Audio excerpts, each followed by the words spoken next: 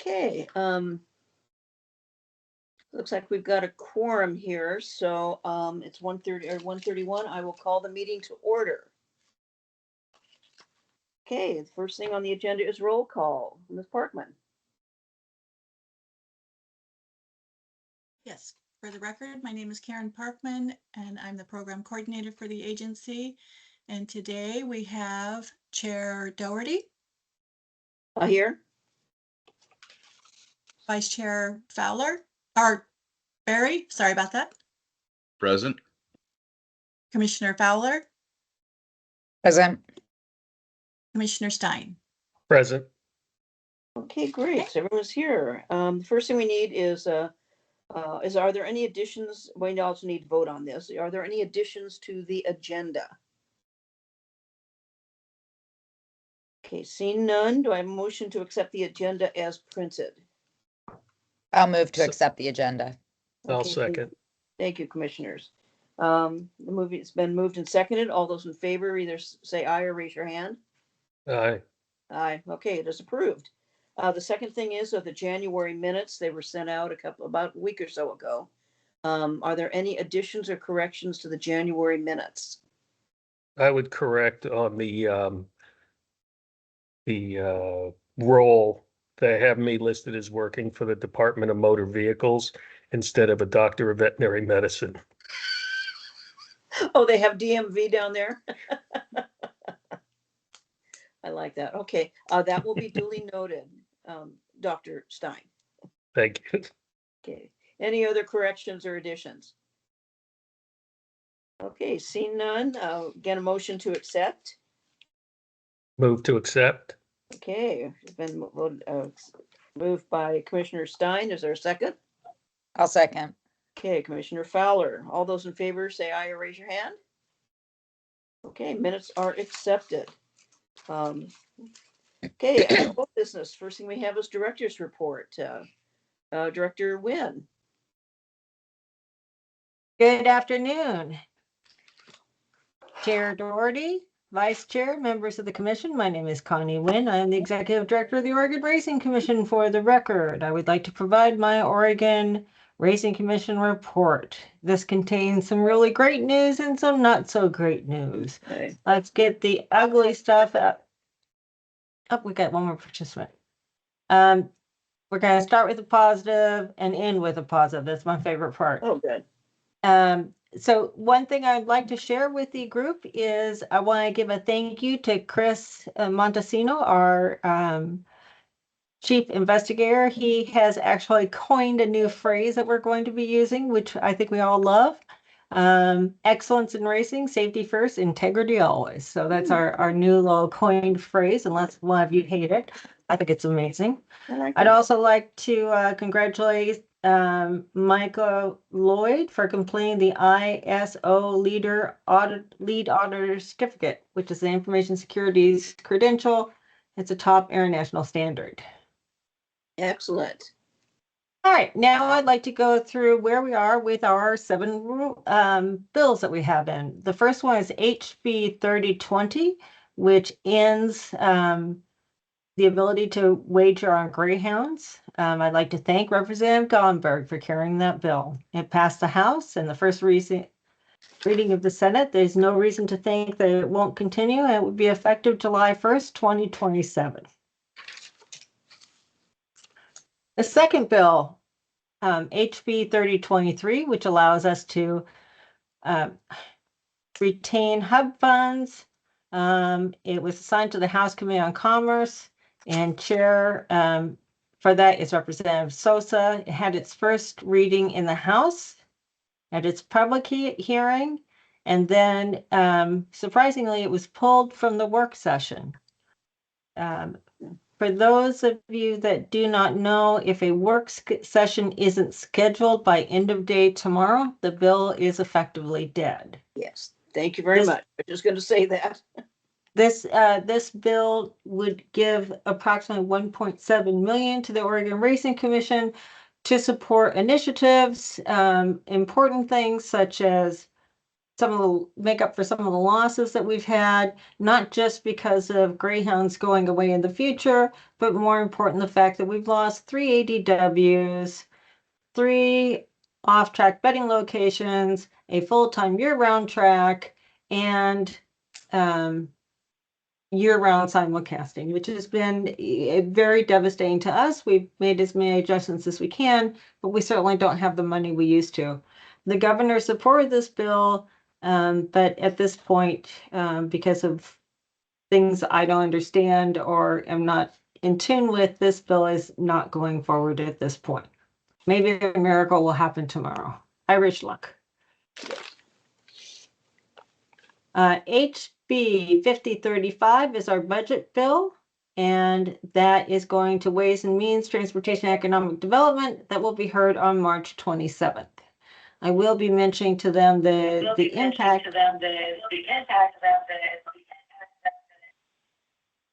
Somebody turned on.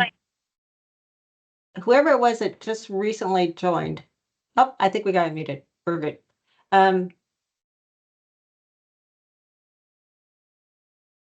So that bill, that will give me opportunity to fully detail the impact of not getting all my bills through. Senate Bill 853 increases licensing fees. This is the Senate Committee on Finance and Revenue. Senator Meeks is the chair of that committee. And the first reading in the Senate occurred. It was referred to his committee, and nothing has happened since January 17, 2025. I have been told, since it's a revenue committee, there is a possibility it could still happen. But tomorrow is the last day for work session, so I'm not sure how that works completely. We're going to assume until we hear otherwise that this bill is also dead. Yes, well, referred to finance, it might have a little leeway, but I kind of doubt it. So that's kind of what I'm thinking. Yeah. Senate Bill 854. Now we start to get into the more positive things now that we've got the negatives out of the way. This imposes civil fines, and I want to, Senator Rozansky has this. Senator Boardman, who some of you may know, he actually was an attorney for the Cow Creek Tribe. When we had our public hearing and I testified, he was extremely complimentary of the Oregon Racing Commission and everything we've done. He went on for some time talking about how happy he was with us. I'd like to thank Karen Parkman, who at the last minute, the work session was scheduled for Monday, who went down there because I was out of state. And it was voted out of committee, and it's on its way to the next stage. There were 3 bills in that committee, and I'll be referring to the other 2 as, and this one too. Very formal. 8855 and this one too. Thank you, Karen, again. It is a one that allows fines from 500 to change to 5,000. It's still in play and on its merry way. Senate Bill 856 has gone. This has been like probably the one I thought was the least important, but it's really gone through quickly. It's gone all the way through the Senate already and is sitting in the House Committee on Commerce and Consumer Protection. And I want to give a special thank you to Senator Taylor for carrying the bill. This allows for limited testing by our Director of Mutuals to ensure that the licensing systems work as they are intended to. Okay, and this one too, this is another one of those 3. Thanks again, Karen. Senate Bill 857 allows us to operate a confidential tip line. That one seems to be moving through fine, and it's cleared the Senate. Then the next thing I have to talk about is the auditing and technology training, which is March 17th through 18th this week. Myself, Micah, and Dawn attended this training, and Micah and I led most of the training that occurred in this meeting. We had an expert on blockchain and artificial intelligence come in. Some people will recognize the name Todd Boker. He used to be with one of our ADWs. He's at Starting Gate Consulting, and he did a great presentation on fraud mitigation. Both of these guys came out, Todd coming from the East Coast, and did this free of charge for us, did not charge us a dime, including transportation, and provided some excellent training for all. This is for all the auditors across North America. Mike Alloy did an auditing processes and a standard occupational classification for totalizers. And I'd also like to thank Dawn, who I believe is on vacation today, who did a lot of the research for the SOC audit. I mean, like pages and pages and pages of research. I also presented on two model rule considerations for the model rule committee, which Commissioner Fowler will be going to that meeting with me in Kentucky. We had worked one for the framework on information security and one for changes to the model rule for the PIC-N. We did field work, including tours of the Gaming Laboratory International and the Caesars Sportsbook. And your trivia of the day is Caesars is an affiliate of Naira Bets. They have a horse racing app. Any questions? Are there any questions for Commissioner Wynn? Okay. Good presentation. Thank you. I look again, I don't see any hands up or anything, so apparently no questions. Okay, the next thing we have on the old business is the Medication and Safety Committee report. Commissioner Fowler? Thank you. Good afternoon, commissioners. For the record, I am Lindsay Fowler, and I am going to talk about what we have discussed in the last two Medication and Safety Committee meetings. The first thing we talked about was an amendment to the regulation to put some restrictions on racing, restrictions such as having to wait 2 days in between races and not racing 3 times within a 10-day period. We had much discussion at the first meeting about this, and then more discussion at today's meeting where Jerry Coles added some information on how this would impact field size and the number of races that we could have at our fair meets. It appeared that it could possibly have a big impact in Prineville and in Tillamook. Rod Lowe suggested that we, for the time being, have not necessarily a rule, but a practice that horses not race. They have to have a day in between each race, and rather than 2 days. So there's not back-to-back racing, and then no more than 3 races within 10 days. So as far as how the OAR is currently written as an amendment, the committee is recommending not going forward on that. And our recommendation at this point would be to start the practice of not allowing horses to race back to back and not allowing horses to race more than 3 times within a 10-day period. The second thing we talked about was TCO2 testing, which I had to look up to know what that was. That is a testing for total carbon dioxide testing. It tests for metabolic responses to milkshaking that's given to horses. It's a additional test that we are recommending be added to the tests that UC Davis do going forward. And it's the recommendation of the committee to begin the rulemaking process on that.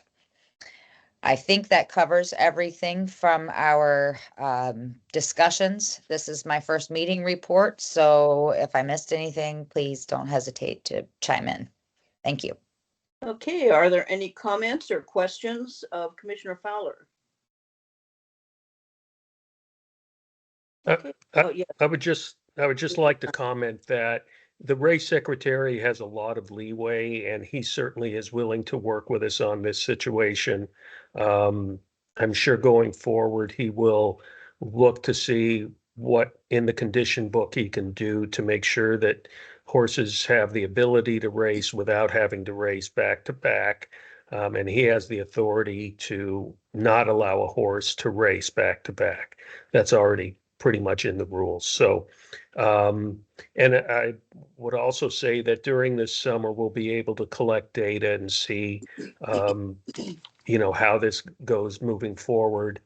My concern really is that when horses race back to back or race with short rest, that we actually may end up with field sizes smaller because the horses are scratched. So it's almost you could have 6 horses entered and that may look good. And then at the end, because those horses had raced so close, they end up having to be scratched because they're lame.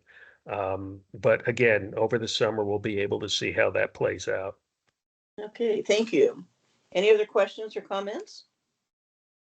Okay, thank you, Commissioner, for your report. For your first one, it was very good. Okay, the next thing is a budget committee report, and we didn't meet last month as a commission, but we met as a budget committee, and I think at the last January meeting, we approved with some hesitation what had been presented on the hubs. And so what we did is like going through a review, especially between then and now, is budgets and so on have come out. But as a review for us, we did support all of the allocated funds that were presented by Director Wynn with the Hub Fund grant monies to the extent that the funding was available, and so that idea still stands. And so the funding for the 25-27 biennium, as of today, the funds are in there except for the SOAR request for enough. It would actually over the biennium would be $400,000, and that was for the race, for the training and the practice, the race, not the race meet, but the training of the horses. With me saying that, it's not in the budget now, but that doesn't mean that in the future, if get a little more funding, or if some of the bills pass that have not so far but might pass, it doesn't mean that we can't come back and address that. And so I just wanted to make that very clear that in this day and age, especially in the legislature, with I think many of you heard the co-chairs of Ways and Means yesterday, between some of the federal issues, some of the 2 major issues in the legislature for funding, which are education and the transportation bill. It's going to be very challenging for them. And so the idea of putting increased budgeted monies asks in probably is not in the cards, but that does not mean that if in the next 2 years things get a little better and we can go through and adjust funds, that we will not address that. Okay. Any questions? And I appreciate all of the organizations and the fairs putting their budgets together and being pretty detailed about them. We appreciate that. So thank you very much. Any questions or comments? I actually have, when we were going through the request by Grants Pass, obviously one of the largest budget items for them was workers' compensation. And I was just curious as to what category they're listing all their employees under. If they're required to list them under agriculture, or are they divided up between security, gate crew, outriders, etc.? Because if they're included under horse race, let's say all horse racing, I assume that's a much higher rating. And I was just curious if any of that had been investigated. Director Wynn or Rod, I don't know the answer to that. Director Wynn? That is going to be I ask President Rod Lowe to please join us for this discussion.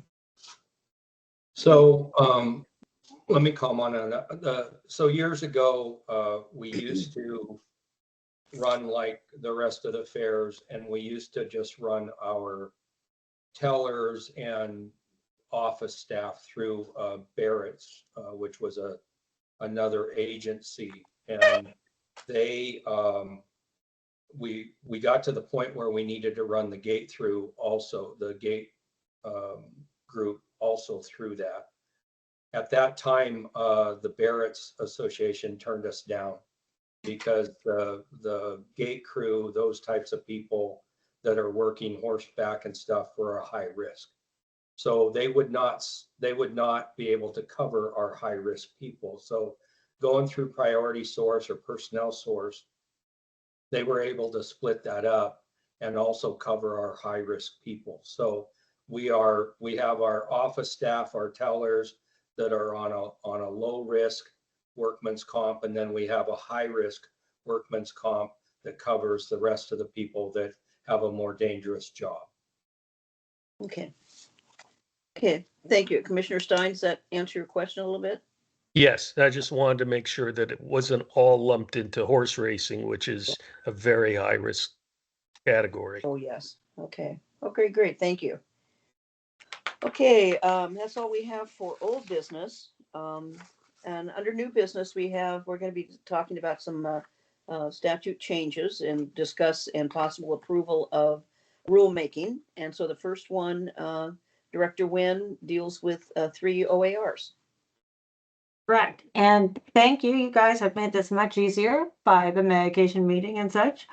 The first bill or the first proposed rule making is OAR 46202005003, length of a license. Currently in our rule, license length is for 3 years.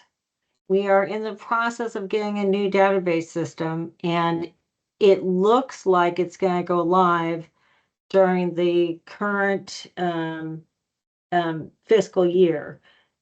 And it will be doing licenses in a 2-year period instead of 3. So all this would do is change, instead of paying $60 for a 3-year license, you'd be paying $40 for a 2-year license.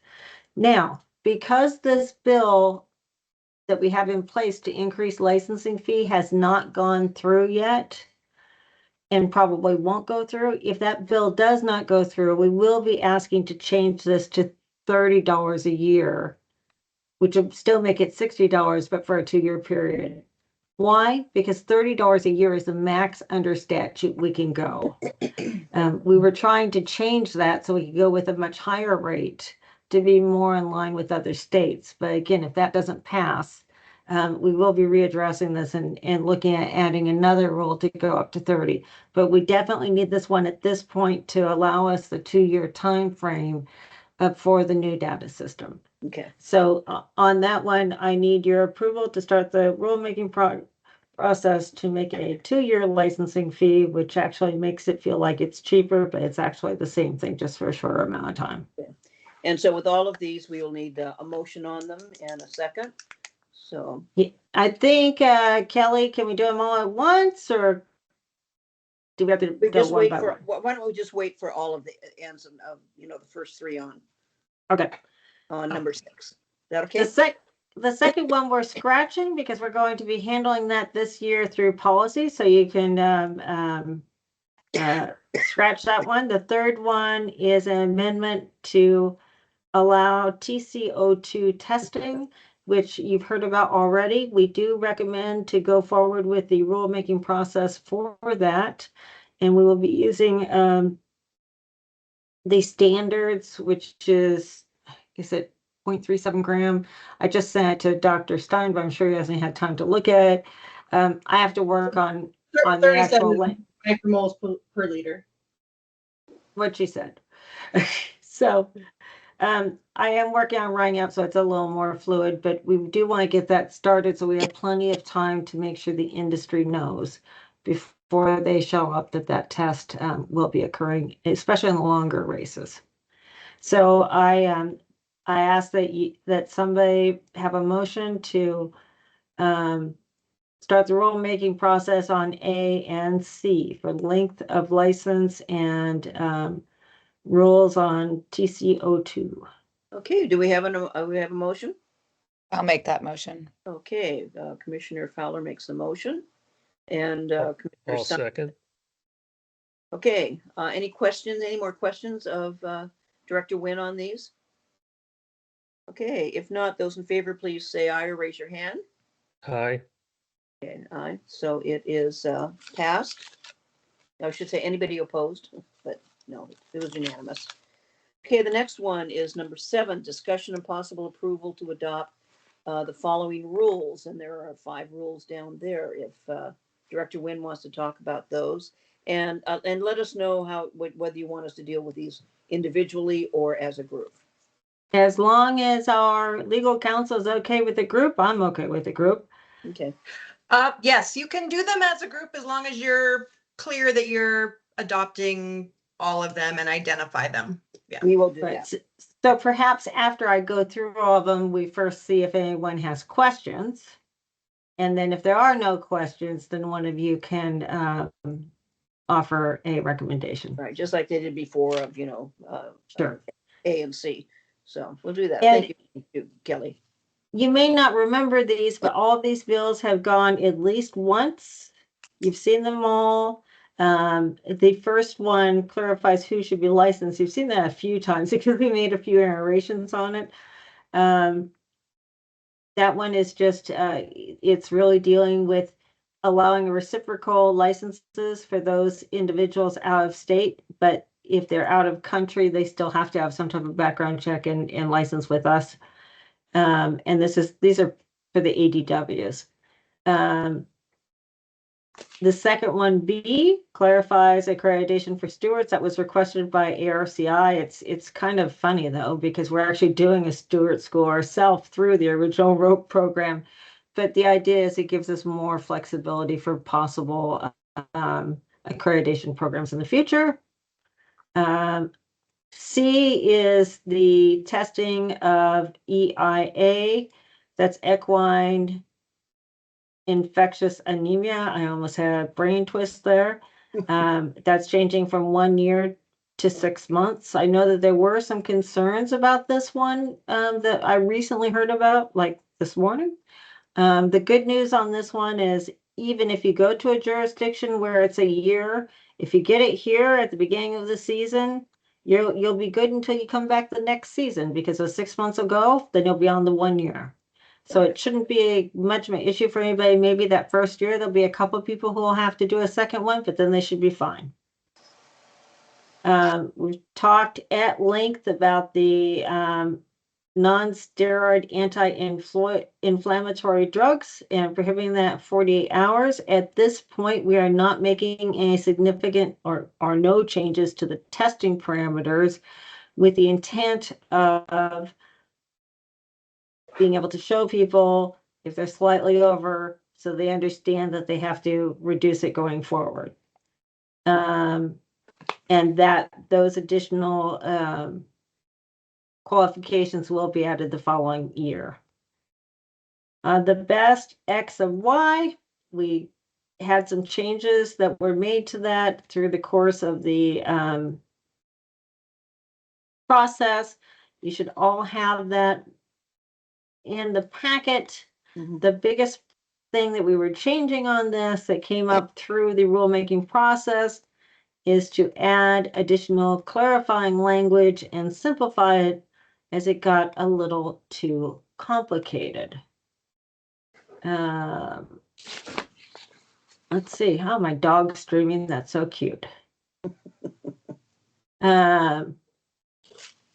So that is it. Are there any additional, is there any additional information you needed on any of these? Otherwise, we are asking for a recommendation, a motion to approve, to adopt, I'm sorry. We are looking for a Yeah. recommendation to adopt 7A through E.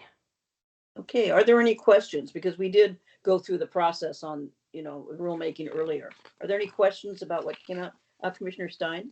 Yes, I just as a point of information, when we were discussing the EIA testing, it was thought that a lot of this had to do just with quarter horses and bush racing. And being a California veterinarian also, I've been notified there's been a case in Southern California and a case in Northern California, not Hmm. related at all to racing horses.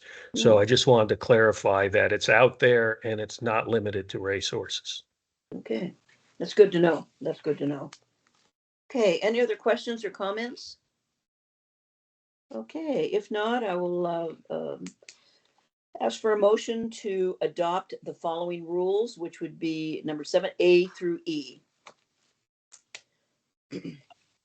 So I'll moved. move to adopt those rules or second Dr. Stein's motion. Thank you We very could much. go either way. Okay. Commissioner Stein moves that we approve the following rules, and that was A, B, C, D, and E, which are printed. And Commissioner Fowler seconds. Any other discussion? Okay, seeing none, all those in favor, please say aye or raise your hand. Okay, there it is unanimously passed. Thank you. The next thing on the agenda is a discussion of House Bill 3031-4, which are the amendments, and future distribution with Director Wynn. Thank you. I'm trying to pull it up so I can reference it better. You know, that's a problem having too much stuff on here. So basically this bill is the association's bill, and it provides, if passed, additional funding from the lottery that would be specifically tagged to the fair meets. So this would cover the Crooked County,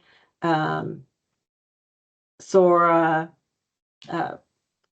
Union, and Tillamook. There are some very specific areas in here that we have to focus those funds on, but ultimately, it's very possible that we'll have more requests than we actually have money for. So one thing I would like the commissioners to think about, and again, I don't want to go too far down the weeds on this because we don't even know if it's going to get approved or not. Yeah. I did just learn that it sounds like they're going to get a work session next week. So it's far more favorable now than it was yesterday. Yeah, well, actually, there was a work session held yesterday. According On to, this bill? yeah, is this, let me go through and check. Oh, 3031. 3101. Yeah. Okay, good. 3101, that's not what we have printed here. Then I made a mistake. I'm sorry. Oh, it is, because 3031 it refers to housing, so. Yeah, no, I wasn't housing. Okay. If it's wrong, that's my fault for not missing it on the packet. But And this so- the What is the bill number 30 what? 3101. Okay, thank you. I'm looking at Rod for him to nod his head. 3101, right? You are correct. And that's the bill that you put in the packet is the 3101. Thank you very much. Good. So it does discuss some areas in which we are to prioritize the money. It is broad-based though, and all I'm asking the commission right now is any opinions you have on where that money should go. And I hope that the fair meets will work closely together on their requests for that money. I just found it. So some specific things that are on here are, for example, maintain horse racing tracks, support purses and jockey incentives, funding veterinarians and medical professionals, purchase horse racing safety equipment, operating horse racing events, including paying for cost of security and insurance. So right there, that could be a really great way for us to help offset Sora's money that they that we may not be able to give them. Building and maintaining horse racing infrastructure, and so on and so forth. The biggest thing with this that we really need to consider is, I mean, just doing the infrastructure at one fair meet, one piece of infrastructure could be the whole wad of money. So we're going to have to be very strategic as a group on how we request these funds and that we're all working together for the common good of the industry Okay. and the safety of the equine and human athletes. Okay, and it was a very good bill, and somebody raised their hand, I'll get on it in a minute, but I did look it up in the history of it, and it was heard on 3/5, but it's not scheduled for a work session, which is not a It good, sounds like it will probably get scheduled for next week. okay, as long So as it's scheduled by a certain time. by because it tomorrow will- evening. And it will have a subsequent to Ways and Means, so, Yes. yeah, okay, Dr. Lombard, question. I don't know if this is the right place to ask the question, but at the Fair Meat meeting earlier this week, there was some concern that Eastern Oregon Livestock Show is not technically a fair meet because it's not a fairgrounds. So I'm not sure if that affects their funding, and they're working together on all of this. I'm glad you asked that, and let me show you that it specifically says Tillamook County and Union County. It was spelled out in there. I can't find it right off the top of my head, but we did specifically spell it out to make sure that they're covered. Okay, great. Okay, wonderful. They were just concerned because they're not technically a fairgrounds. Yeah, so here it is. It says Legislative Assembly finds and declares the financial support of county fairs and horse racing events. Wonderful. And Thank that's you. in the and horse racing events more than once. Okay, so that should cover it. Oh, great. Yes, Dr. Stein. When I was at the veterinary convention, someone asked me about burns. What happened to burns? I'm glad to They're share that. they're from Burns. That's why Yeah. we say would they maybe flew we would have away, we but- would have had a vet out in Burns had there been racing. So that's great. I wish we had a vet out in Burns. I wish we had a racetrack out there. So what happened is COVID hit. Pretty much everyone was closed that first year. Then the next year, COVID was iffy. And the next year they said, well, we sold all the equipment, we're done. Then 2 years later, they came back and said, our fair is falling apart now that we don't have horse racing. It's been a huge economic impact on the entire county. We really wish we didn't close it down, but they don't have the money to restart. They would, and I also understand that Pendleton do have interest in starting back up again, especially if we got all the funding we hoped for at the beginning of the year. Okay. Unfortunately, they let their track go to heck, as I understand it. I don't even know if they have a test barn, which we just bought for them and paid for. I don't think they have a reel anymore. They don't have a starting gate. It's So it an would be very infrastructure. expensive to get them up and running. Okay. Leo, you had your hand up, and then Dr. Lombard, is your hand still up or not? Okay, Leah Nelson. No, that's all right. Director Nguyen gave the explanation, so that's fine. I don't need to say Okay. anything. Okay, fine, thank you. Any And other, I would like to mention one more piece of that. We always had a hard time, as I remember it. I never actually went to that one. It was before I was a director. It was very difficult to get horsemen and jockeys out there because it was pretty far away. And the way the schedule would work, it was difficult to get horsemen out there. okay. Thank you. Thank you very much. Okay, any other questions or whatever on House Bill 3101? You need to get in here. Okay, so hopefully it'll pass. Raise your hand. Yes, Doherty. Nelson. I think the commission is going to have to be fairly careful with the money if 3101 passes. The original racing statutes did include the Pendleton Roundup, the Yamhill County Turkey Rama, and a number of other county events as being able to run a nonprofit, non-commercial race meet. So I think that you're going to have to look at, as well as a number of those things that we've defined in the list of uses of the money, one I particularly have some concerns over is the one considering reimbursing medical expenses as well as veterinary expenses. And the commission needs to look at those as well and put some sideboards by rule in those instances, and you have the ability to do that. So, but those costs are rising astronomically. It's kind of like saying, hire your neighborhood lawyer to take care of anything that happens on the racetrack. It's an endless source of money. Okay, Commissioner Wynn, you had your hand up. Do you still have a question? And we've got Commissioner Fowler. I just want to say that I should have mentioned that when I first brought it up, that provided it looks like it's going to approve, we will have to put extensive rules in place, and we will be looking to all the industry experts out there to help us with that, as well as our legal counsel, to ensure that proper guardrails are put on for it to really meet our intended purposes. Great, thank you. Commissioner Fowler, you have your hand up? I did, thanks.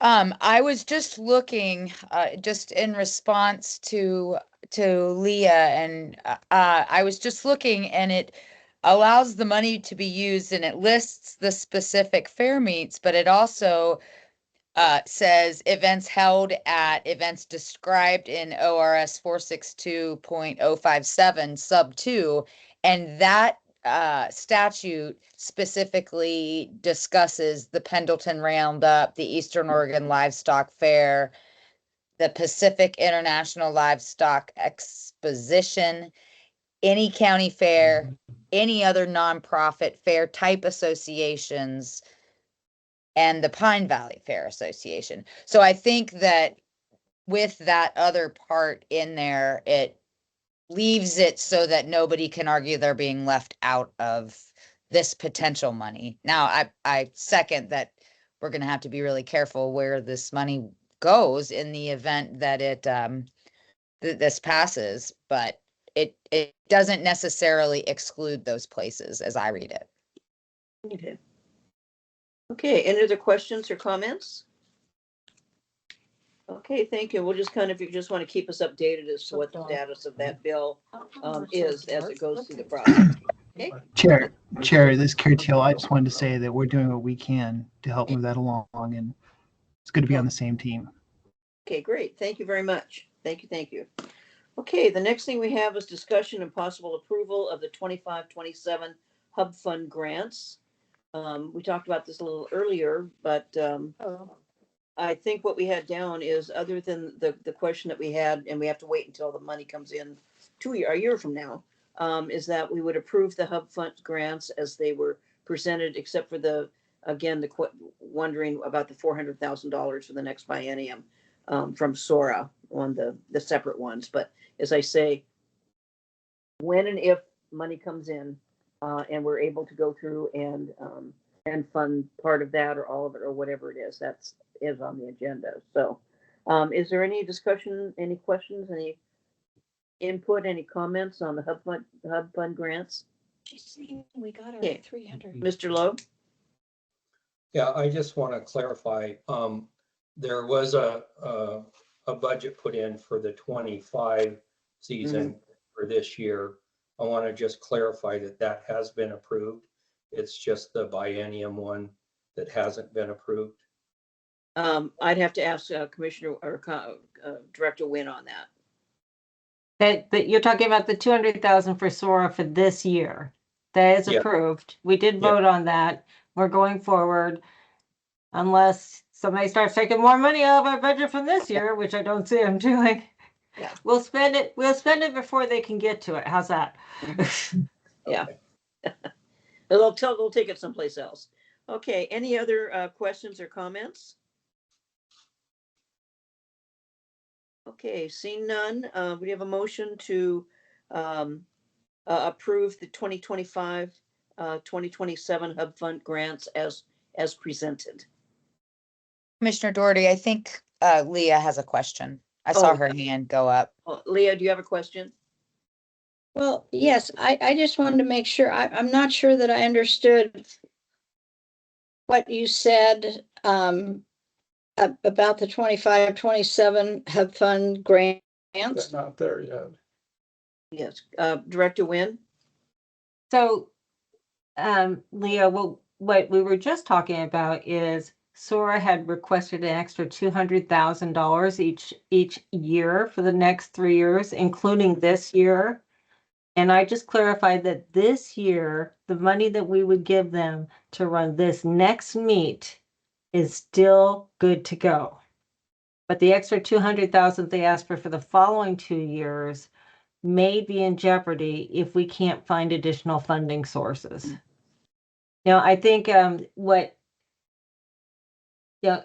far as approving anything at this point, I believe that you're asking for a motion, but the motion you're asking for is for the associations. If so, we need to go over that first. Let me see where we are. Discuss the possibility of approving hub fund grants. Okay, the hub fund grants. Because these are the ones we talked about in January, correct? The ones that we. No, these aren't the ones we talked about in January. These are the associations hub fund Oh, grants. these are those separate ones for like, Yes. associations versus the fair meeting. QHRA. Yes, we did talk about them in a meeting, a budget meeting, and during that budget meeting, we also asked that Otoba provide us with additional details on theirs, And they did.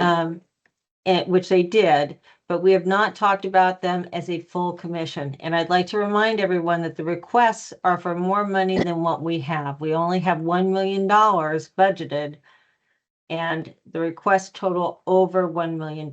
Would you like me to share my screen and go over these requests? So we can Please. have a look at all of them, and I can give you a high level, and then you can have your discussion after that. Because we can Let's see. discuss it, but I'm not quite sure whether we're going to vote on that to approve them today if people still have questions. So.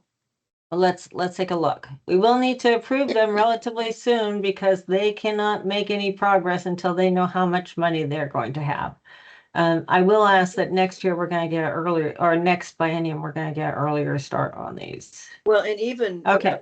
Again, as I say, currently, this is for the next biennium. And so depending upon what Ways and Means comes up with and so on and so forth, all of that is a little sometimes precarious. So. Okay, so what we have, everyone should be able to see my screen.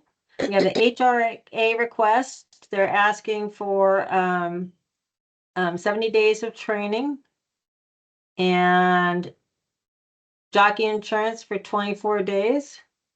The total comes out to $536,000, but they're only asking for $300,000.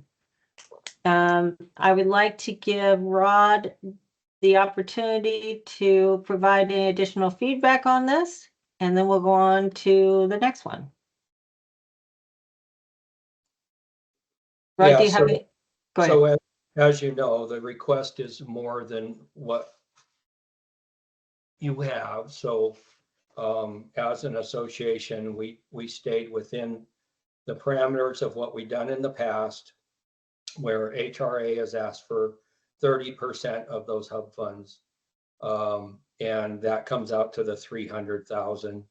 And the HRA will work on absorbing the rest of that request within our own means. Okay. The next one is the Oregon Horseman Benevolent Protection Association. They have also asked for 300,000. They did talk about the fact that their purses will be 682,000. And they broke down all the different expenses on here for you to see. And I would like to turn over to Randy Bodine for any other clarifications you may have. And not a lot changed off that. Well, as we have done, all of the hub funds that we're allowed go directly into purses, and we would be kind of in the same boat as the HRA in the sense that we would have to try and make the rest up in any way that we can. So, but again, we stay within the parameters that we have asked for in the last couple times around, which is 30%. Okay, thank you.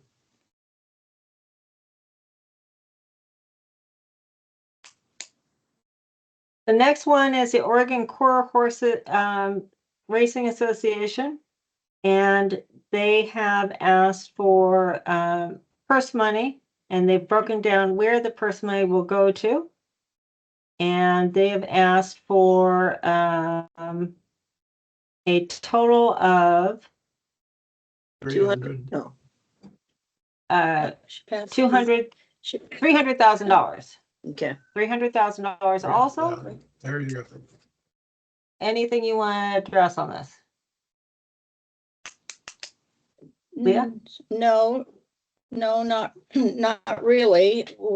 We are doing the same as the As we did last year. HPPA and the HRA. And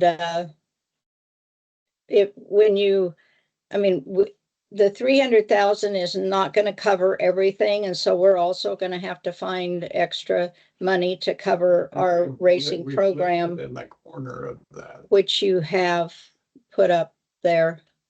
So, There you go.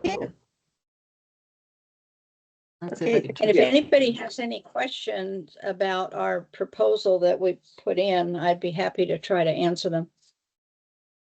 Okay, any questions? No, I've got this one's crooked now. Yeah, well, we'll just turn I this. fixed one and the next one's crooked. There we The go. next request is also from the Quarter Horse Racing Association. They're asking for $60,000 additional for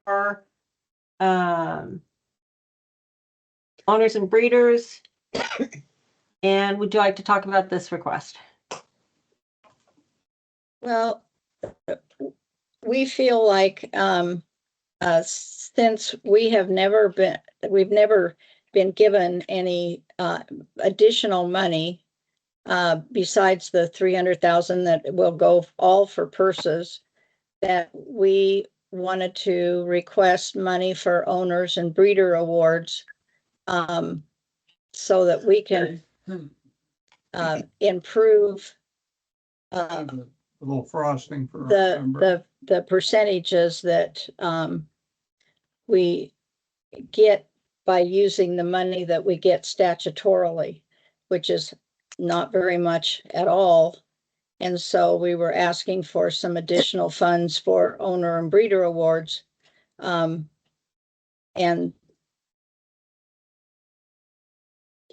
So, Leah, so is this, I've got somebody else raising their hand. So this is the proposal is to raise the percentage of what you have given in the past? They have not given any money in the past that we've funded for this purpose. They Thank never you. have. Okay. Somebody had, I saw something that said somebody had their hand raised. That was me. What American Quarter Horse Association funds are provided to the Oregon Quarter Horse Racing Association? I'm sorry, I didn't understand the question. I didn't catch it. And we'll go ahead and take this question, but after that, we need to save all public comment to the end before we Thank you vote. very much. Thank you. I'll wait till the end.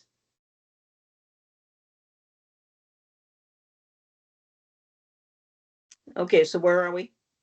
Okay, let's go ahead and continue, and then we can, since we know there's public comment, after we hear all of these, let's take any public comment, then you guys can discuss, or you can discuss and then we can take public comment. That's probably been fair, and then you can vote. Okay. And these will need to vote on individually. Yeah. Okay, the last request in here is for, and I think this is all in your packet, the last application, and I want to thank Linnell for putting the extra detail on here so we actually know where the money is going to. You did a great job of putting in some good detail in here. The request is for breeders awards at the fair meets, breeders awards at commercial meet, more awards at fair meet, commercial meet, because we're doing over 2 years. There's some purses in here. The purse total is 48,000. full and sub at 1,500 each for 90,000. And the total is 200,000. Linnell.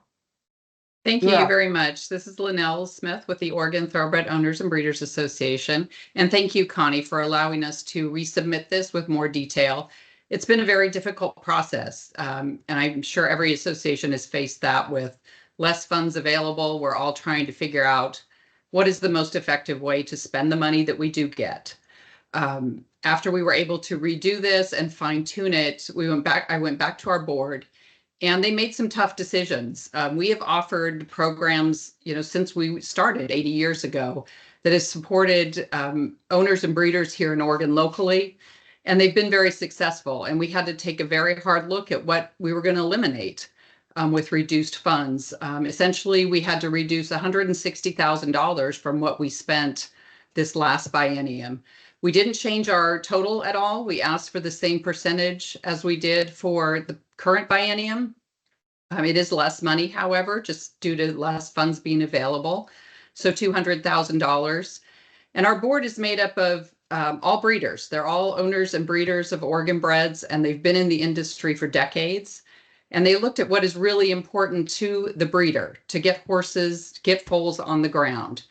And the three that we asked for are the ones that we've been offering for many years. The Breeders' Awards, like I said, we've had those since our inception. The purse supplements also. Those aren't very high. We just do a little bit to purses. And then our foal incentive that we started in 2016. And that was to encourage people to start breeding and keep breeding since our numbers had dropped so low. This is a national problem. It isn't just in Oregon. So it's just felt a little more here because we are a smaller jurisdiction. So we narrowed it down. We will probably be over budget even with this, and we will find those funds through administrative cuts if necessary so that we can continue to support our owners and breeders. If you also saw the information from our president, Connie Erickson, she gave a breakdown pretty detailed on what it costs to get a foal to the track. The breeders expend, almost $20,000 just in hopes of that foal getting to the track and winning a race at some point. So if you have any further questions, I'm happy to answer them. And I think Connie is also on this meeting if you have any questions for her. Thank you. Okay, are there any questions? I recommend you guys all discuss and ask questions amongst yourselves and any questions you have for any of these people, and then open up to public comment. And then remember, we're 160,000 above budget. 160,000 of these funds cannot be approved. Okay. Okay, so with that, Connie, is that the end of the presentation on this?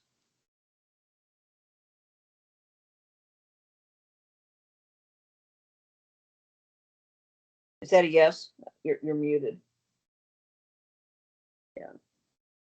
Glad Micah's not here. He would rub that in my face. Yes, that's the end of the presentation on that. It's now is the opportunity for you guys to ask some questions. Remember, we have 160,000 more in requests than we have funds. Okay, that's because that was one of my questions, was how much was over.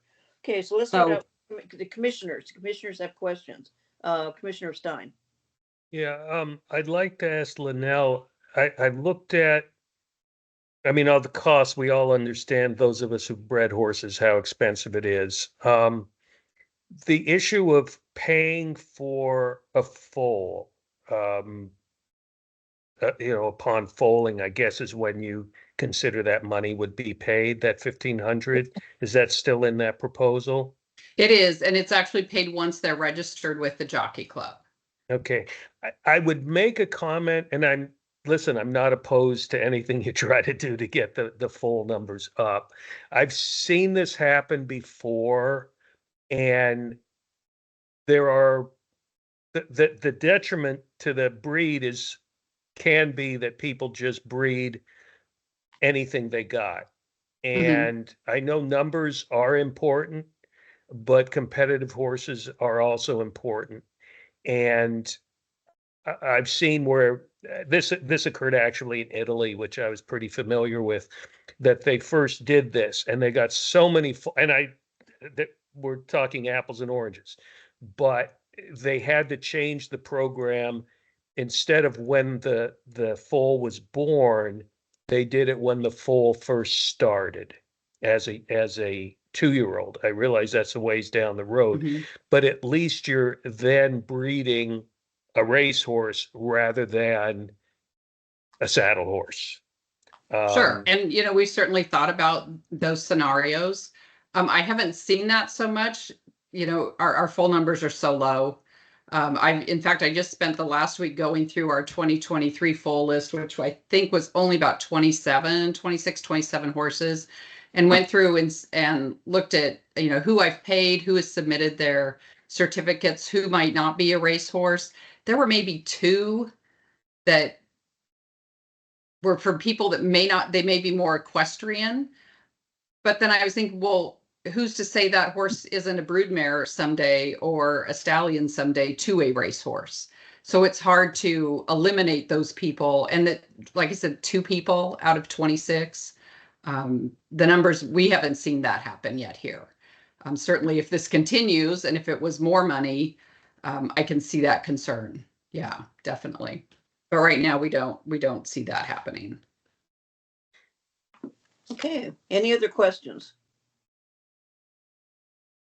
Okay, I have one question. I would like to ask each association how much money they've gotten from other sources this year.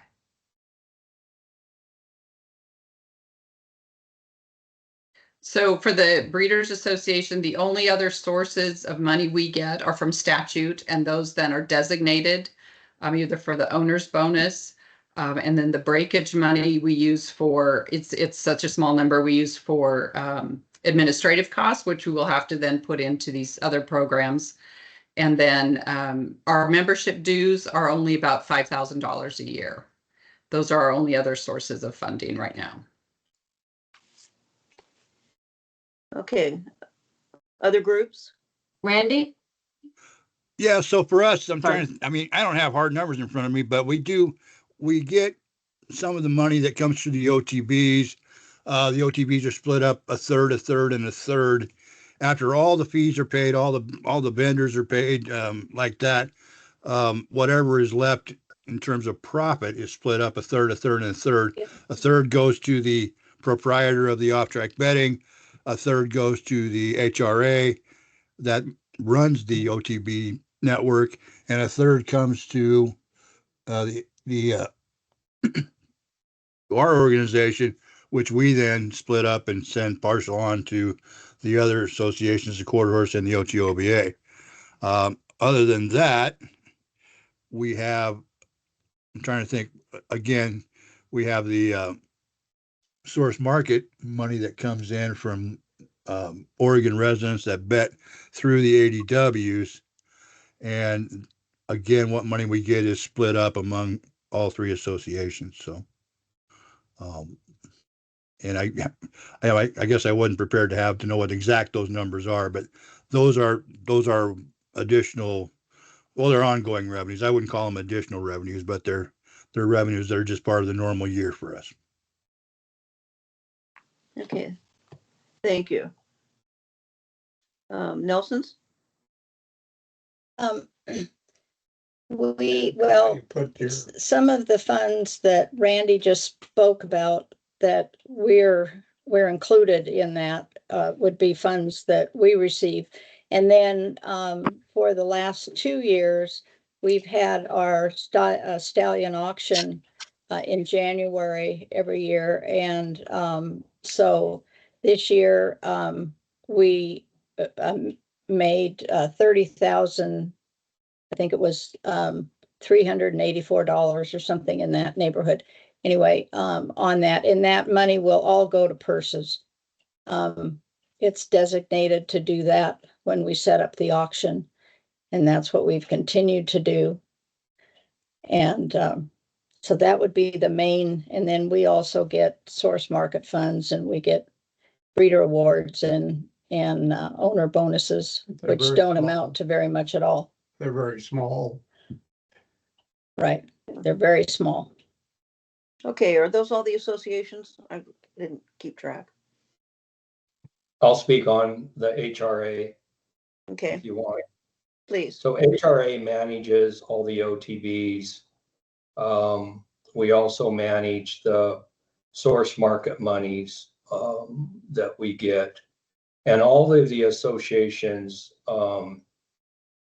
feed off of that. There's statutory monies that come off of all the OTB monies. The state gets money, the OTBOA gets money, the court horses get money. And then HRA gets some breakage money off of that. And then, as Randy said, the OTB monies get split up in three ways. A third of the profits go to, after statutory monies, a third of the profits go to the OTB network, OTB owner itself. A third of it goes to the HPBA, which they put in to the commercial purse account, which gets split up between quarter horses and thoroughbreds. And a third of it goes to HRA for operating. And then the source market money, there's about $1 million a year. HRA keeps half of it for operating. The other half gets split up between the OHPBA, the quarter horses, and the OTBOA. So there are, those are all the sources of income for us. Okay. Okay, I want to open it to input from our commissioners as to whether they'd like to proceed. I'd like to start out with Director Nguyen, maybe some direction, because as I say, the money has been, or the grants have been entered, yet there's, $160,000 over. And so as a commission, I'd like to talk about it, and we'll start with Director Nguyen, see if she has any input. So I want to start by acknowledging that this is extremely tough. And I know none of the commissioners want to make a decision. They would much rather the associations go back and hash it out themselves.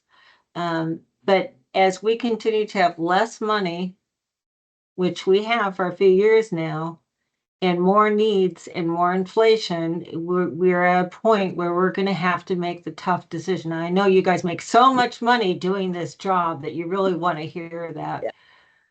So the only thing I can do is to frame this on what matters to this commission, what is most important to you as commissioners for this meeting. What is our mission? What is our vision? And I'm going to read those again.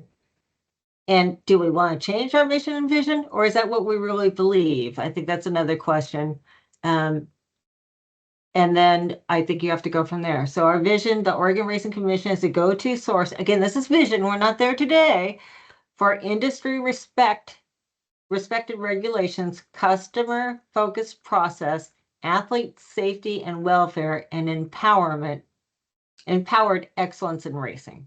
Okay. Mission. The Oregon Racing Commission is dedicated to promoting the highest standards of safety and integrity within the equine racing industry, both on ground and online.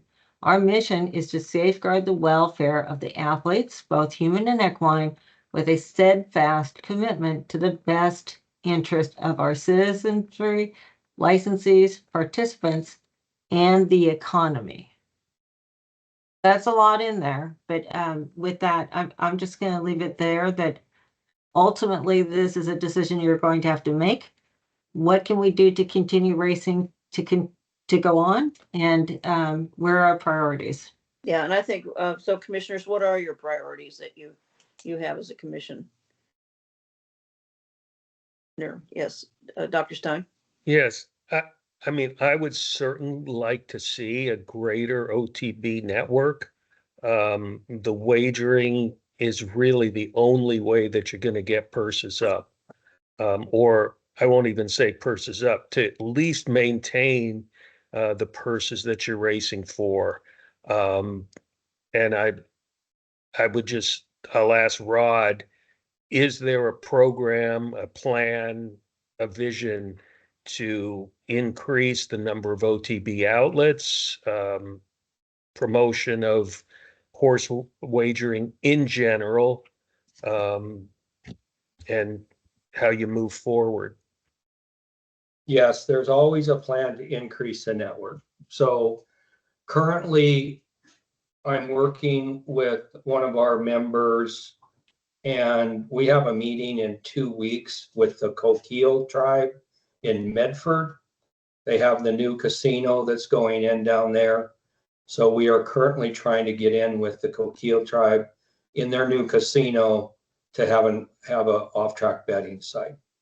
And so we're hopeful that they're at least receptive to sitting down and talking about it.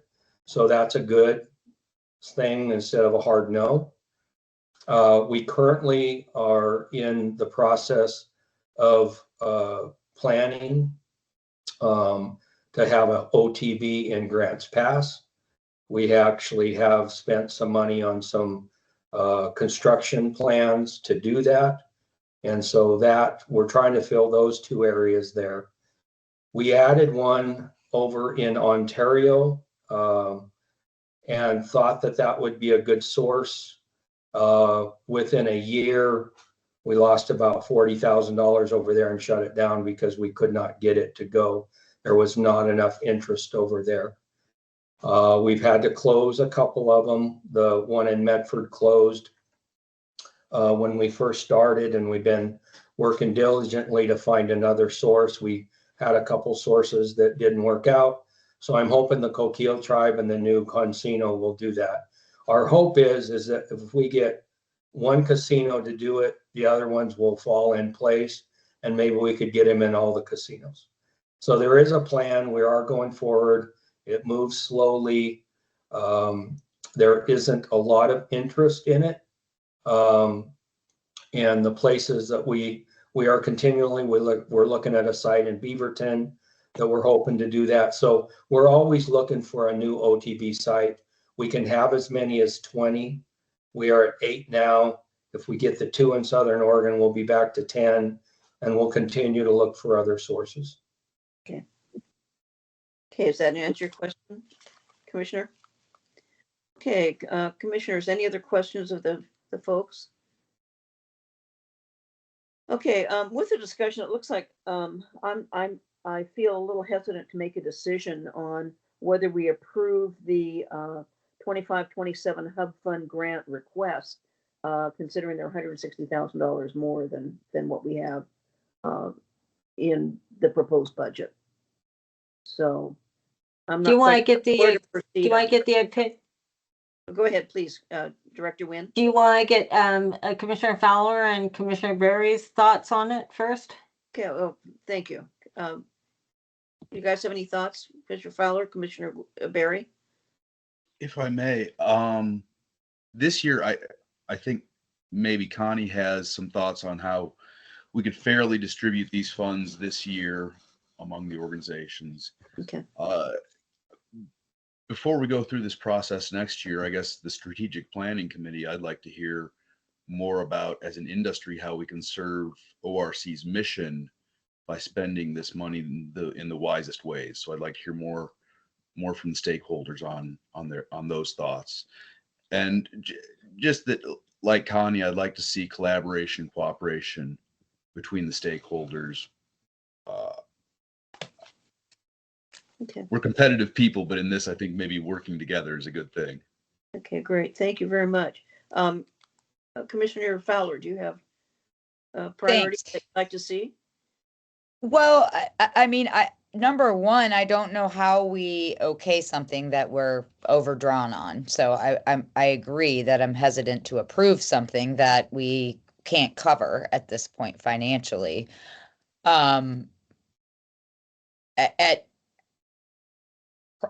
When I think about priority and the mission, I mean, safety's number one. And so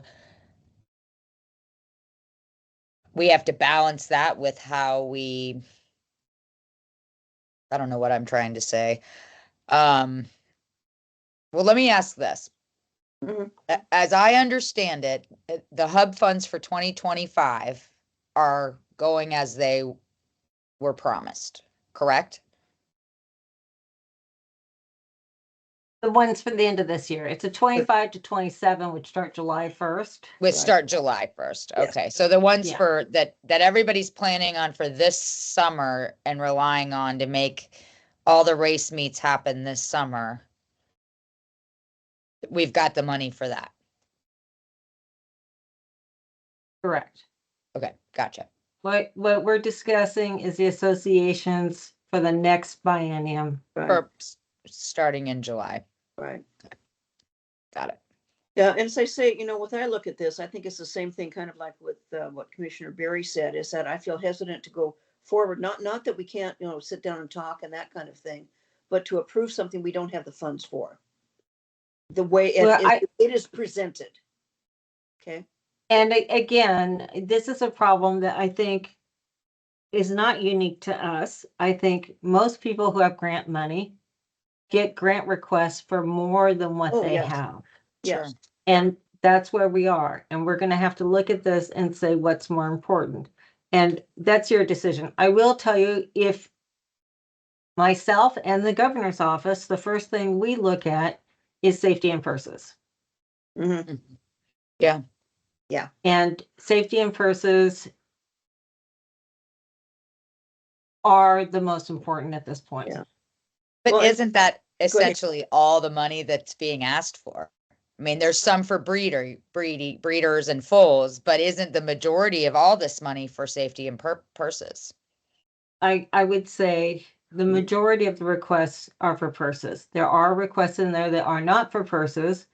And you could, so I would say there's a couple things you could do. You could say, okay, we're going to need at least $900,000 to cover the purses. So we can put 100,000 to the breeding and incentives. But then you have to just decide, is it fair to just give it to thoroughbreds, or should you be splitting it evenly between thoroughbreds and quarter horses? Mhm. And that's a decision that you guys have to make. Or do you make everybody cut theirs to do more breeding incentives? It aren't part of the request for these hub funds for all the training, 70 days of training down in Grants Pass? And that's completely safety. Yeah, okay. Mhm. So there's that, and then the remainder mostly is purses. Okay. Okay, commissioners, other thoughts? Because if not, what I'm looking at on something like this, if it's a decision we need to make today, it's going to be a decision that we could agree to the hub funds, but as a commission, we would cut $160,000 from the requests that have been made to this date, and so it would be up to the director of the commission and so on to do it. And that's a suggestion. Director Wynn. I would also recommend that, since I know that Dr. Lombard at least willing to give public comment, is that we hear some public comment before we do anything else. Oh, okay. I didn't see a hand up. So is there public comment before we make a decision?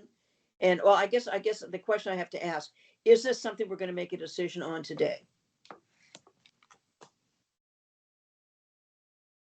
Even though we're over budget?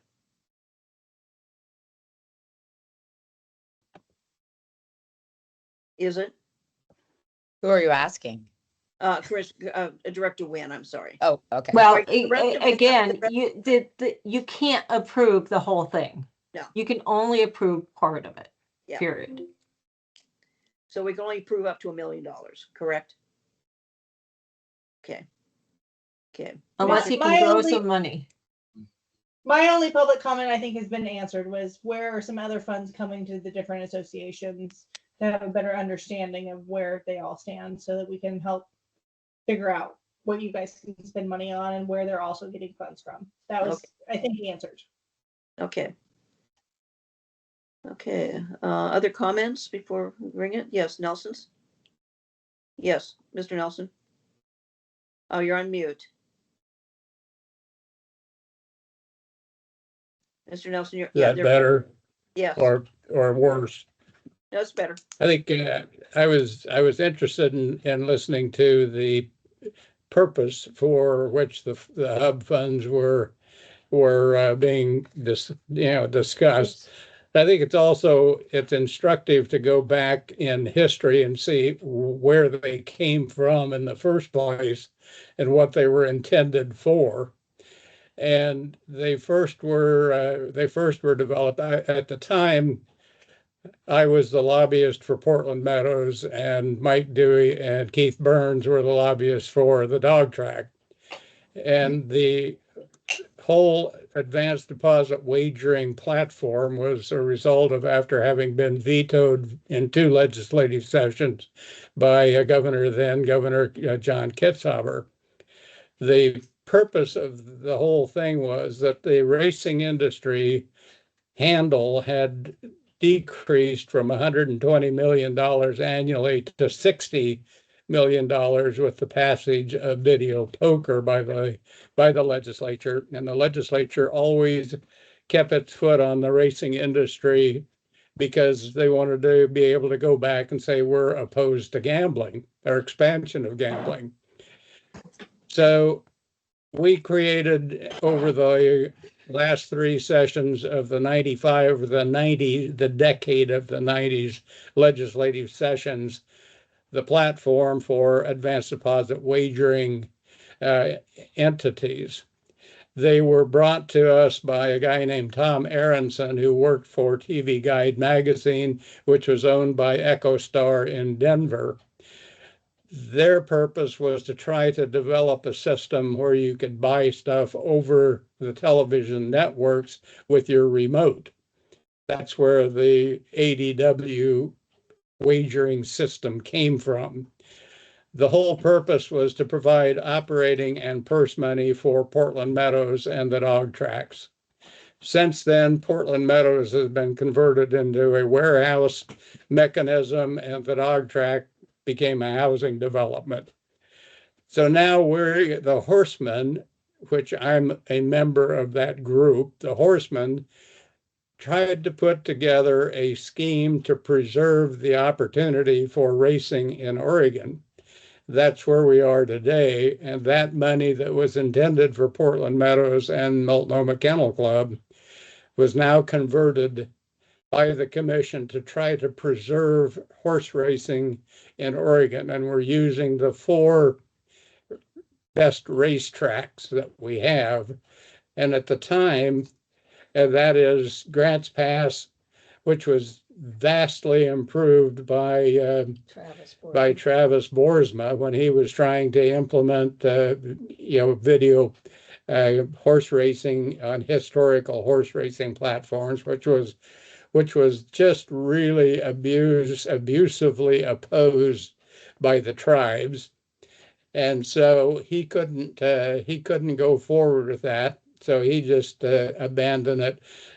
Rod and his group and Randy and his group, along with the contributions from our people, put up the money to try to operate the track at Grants Pass as our best track.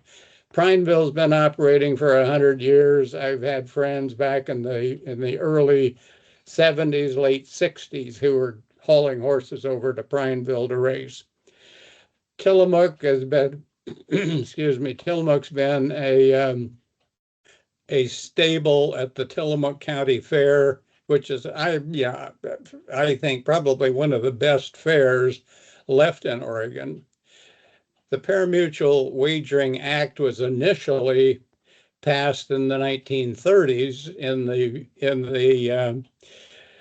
Depression era because the legislature didn't have money to help the fairs. So they passed the parimutuel wagering law as a way for the fairs to make money to help themselves. Now we're at a point where from our point of view, and I don't mean this in a disparaging way at all, but from the Horsemen's point of view, that the money is being used more for PETA's purposes than for the racing industry's purposes. And our purpose is simply to have a place for our members to race their horses. Try to preserve the employment that's been discussed. And so all of the jockeys. We have a lot of young Hispanics that are members of our association who are racing around, and that's what keeps our industry going, is all of that extra participation. So when we get to the point of the having a train wreck, which we're at that point now, we're at the point where we barely can afford to do anything. Rod can't afford to maintain his facility. Prineville's probably financially the most successful. Their average wagering for Dr. Stein, their average wagering is $12,000 a head. That's not going to carry a race meet very far, but it's just a great community effort and a great community fun time to go see your neighbors. It provides employment for a lot of, or partial employment for a lot of our people. Yeah, I've been breeding horses since the the late 60s, and it's not been a very profitable operation, but we have had a lot of fun doing it. We're currently now racing. We just bought a half interest in a young horse that will race at Grants Pass and race against Rod Lowe's Bag of Bones. And we'll see. We also race at Los Alamitos in California. I've been a member of the American Quarter Horse Association Board of Directors for 15 years. I've been a member of the Pacific Coast Quarter Horse Racing Association board at Los Alamitos for 8 or 9 years. And it's been a struggle to see horse racing be used to salve the legislative conscience in opposition to the expansion of gambling. You're at the point now where we've got to get by a deep valley in the V financially to keep these race meets operating. And in order to do that, you have to have something to put on the show with, and that's the horsemen. They bring the horses, that brings the crowd together at Prineville, and so on. And so it's nice to think about our primary mission being safety. The primary mission is really to try to have a balanced system whereby you can have an entertainment opportunity in those rural counties.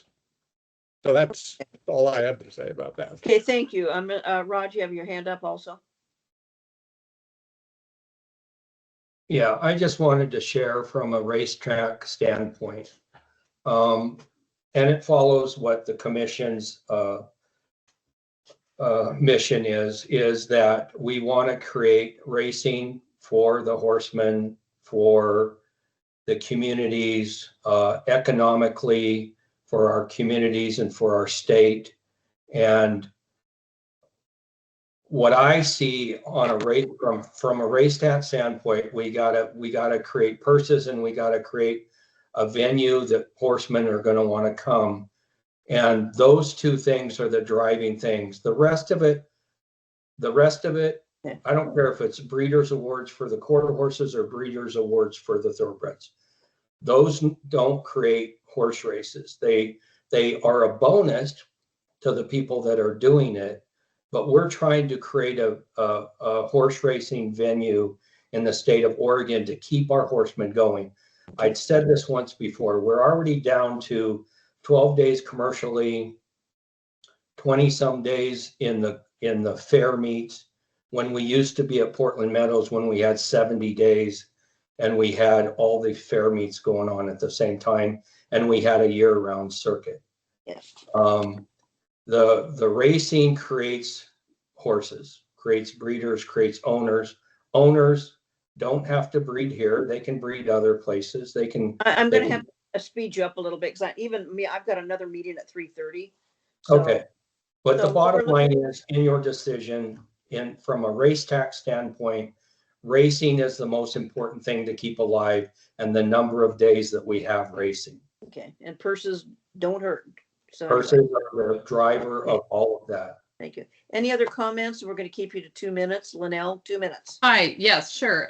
So I kind of disagree with that because I think we all understand that if you don't have horses, you don't have racing. And supporting our local breeders should be important to our state.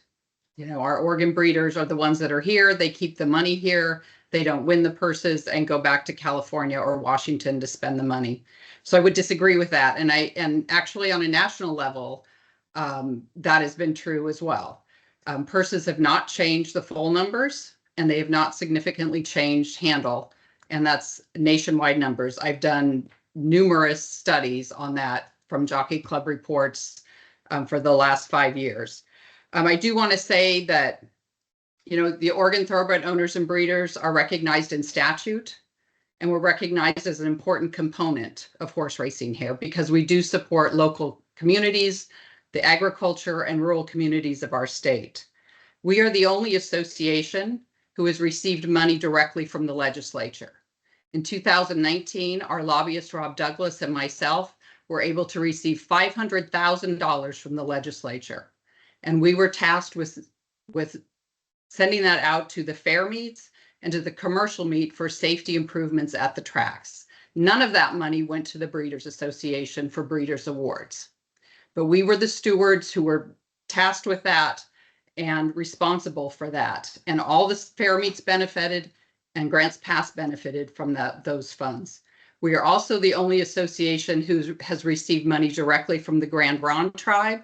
We've received over $100,000 from them in sponsoring our races in the past and working with us to help with legislative issues.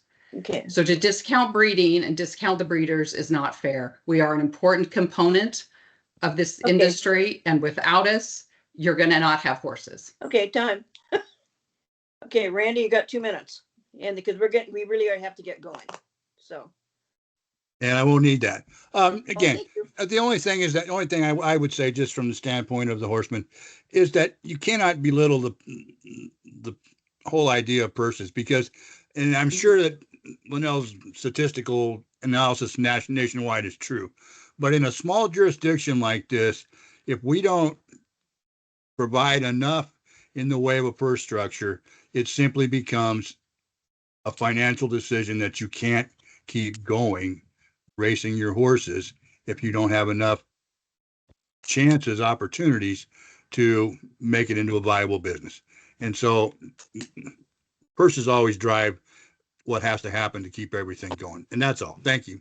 Okay, thank you for your 30 seconds, Randy. Okay, any other comment? Commissioner Berry? Really quick, could the racing secretary write races for Oregon breds, and the purses would then incentivize Oregon breds because he couldn't race anything else in that race?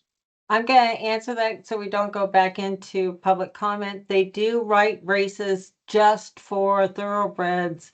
They're Oregon bred, but the races oftentimes do not fill. Okay, does that answer your question, Commissioner? Thank you. Okay, so any other comment?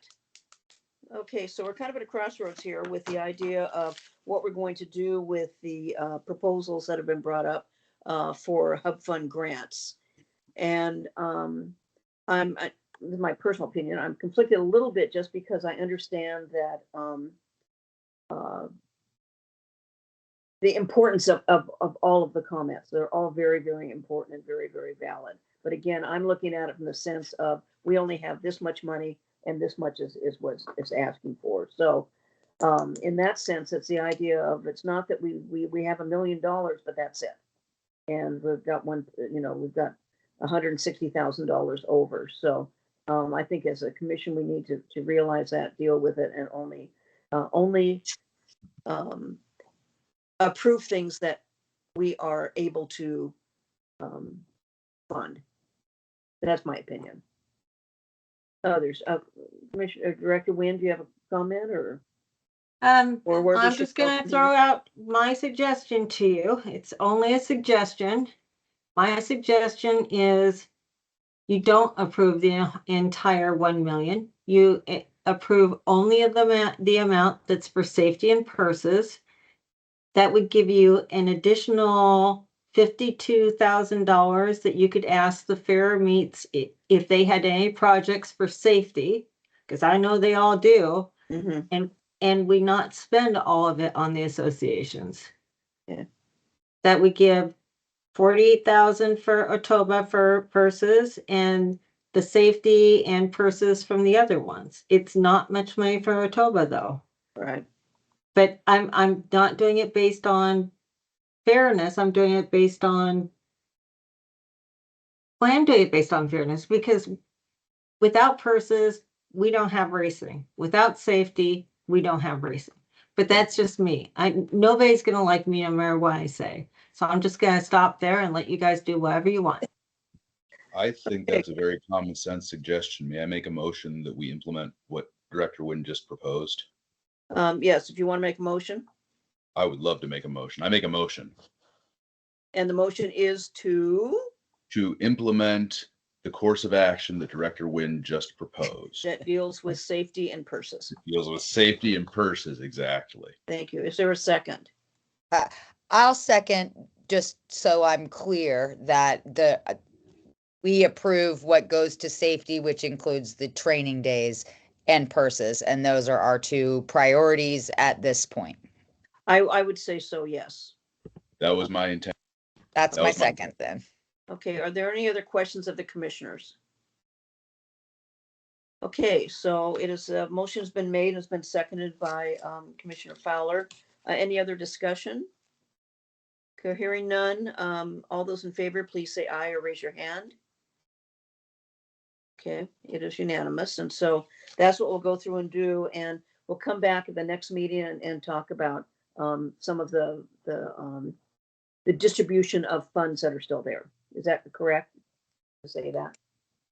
Okay, thank you all for the comments and the questions. We thoroughly understand where people are coming from, but again, as a commission, we have a responsibility towards the safety and other things. Karen, do you have a question?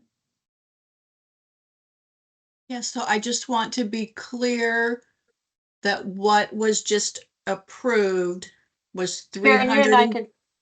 you and I can talk afterwards. It's 300, 300, 348. Yes, okay. I just wanted to have that for the record. Yeah. Okay, thank you very much. Okay, the next thing we have the approval of county fair dates. Director Wynn.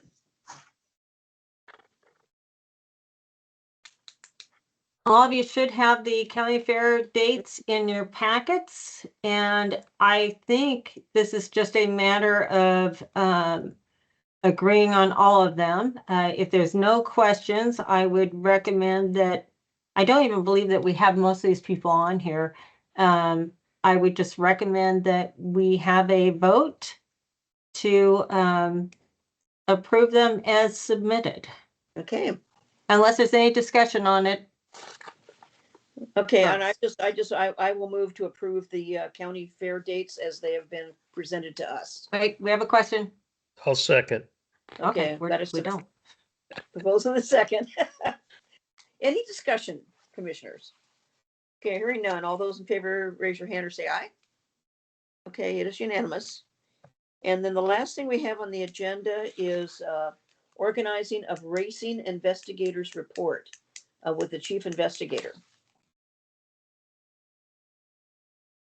Chris, are you on? Hello.